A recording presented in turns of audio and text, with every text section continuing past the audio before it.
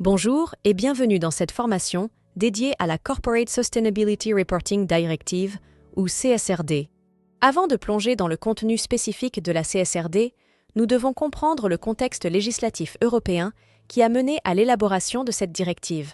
Cette première vidéo sera donc consacrée au cadre législatif européen et plus particulièrement au Green Deal.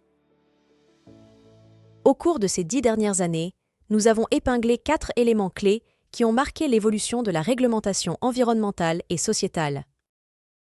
En 2015, les accords de Paris ont engagé le monde à limiter le réchauffement climatique à moins de 2 degrés Celsius, incitant les entreprises à réduire leurs émissions de gaz à effet de serre.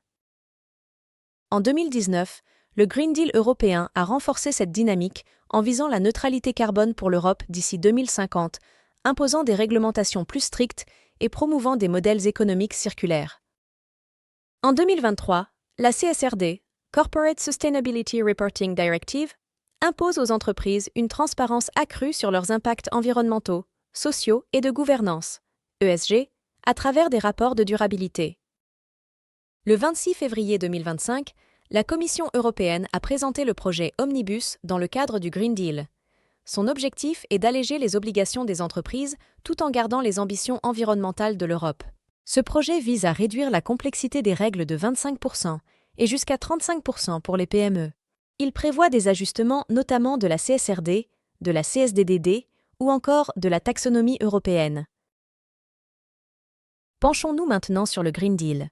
Le Green Deal est une stratégie ambitieuse et juridiquement contraignante de l'Union européenne pour atteindre la neutralité carbone d'ici 2050, avec une réduction des émissions de gaz à effet de serre de 55% d'ici 2030.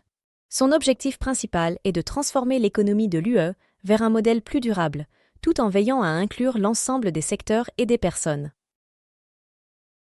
Le Green Deal couvre plusieurs aspects clés: la transition énergétique, l'industrie circulaire, le système alimentaire durable, la mobilité durable, la protection de la biodiversité et des ambitions pour un environnement sans pollution. Pour financer cette transition, l'UE prévoit de réorienter les flux financiers vers des activités durables, tout en veillant à une Just Transition, c'est-à-dire en soutenant les régions et les populations les plus touchées par cette transformation. La CSRD, la CSDDD, la taxonomie et la SFDR sont des réglementations complémentaires qui renforcent la transparence des pratiques de durabilité des entreprises et des produits financiers. La CSRD oblige les entreprises à publier des rapports détaillés sur leurs pratiques environnementales, sociales et de gouvernance, permettant ainsi de fournir des données claires et comparables sur leur durabilité. En parallèle, elles réalisent leur vigilance raisonnable conformément à la CSDDD. La taxonomie de l'UE, quant à elle, classe les activités économiques selon leur durabilité. Les institutions financières, telles que les gestionnaires d'actifs, les compagnies d'assurance et les fonds de pension, utilisent les informations provenant des entreprises, obtenues via la CSRD et la taxonomie, pour évaluer la durabilité des activités économiques. Ces données sont ensuite utilisées pour développer des produits financiers conformes aux exigences de transparence de la SFDR, garantissant que ces produits sont alignés sur les critères de durabilité. Cette interconnexion assure que les investissements durables reposent sur des données fiables et vérifiées provenant directement des entreprises. Ces réglementations visent à lutter contre le greenwashing en imposant des normes strictes de transparence.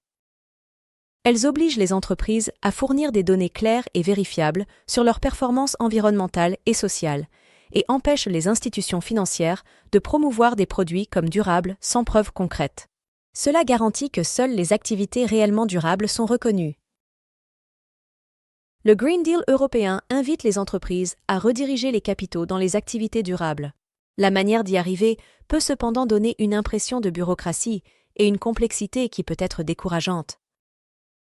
La directive européenne est complexe, mais peut être saisie comme une opportunité.